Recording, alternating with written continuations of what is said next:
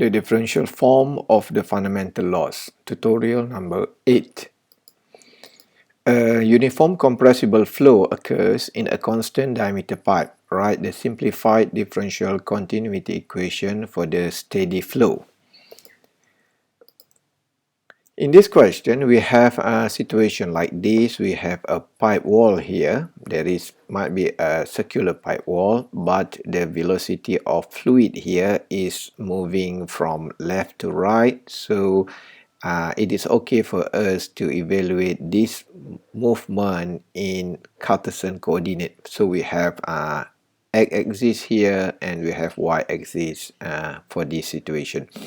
So pipe wall will not move, means the velocity of pipe wall here is 0, and fluid here will flow by velocity of u as mentioned in this situation.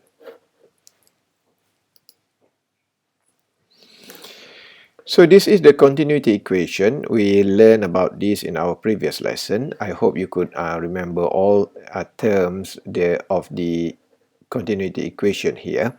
And then we need to make an assumption. So we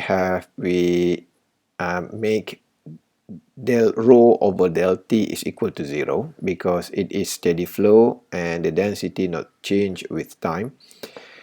We assume that del v over del y is equal to del w over del z equal to 0 because it is a uniform flow, velocity not change with location. And the velocity of v and w here is equal to 0 because there is no velocity in y and z direction. So we substitute all the assumption here in this continuity equation. We could simplify it as this one as our final continuity equation for that situation.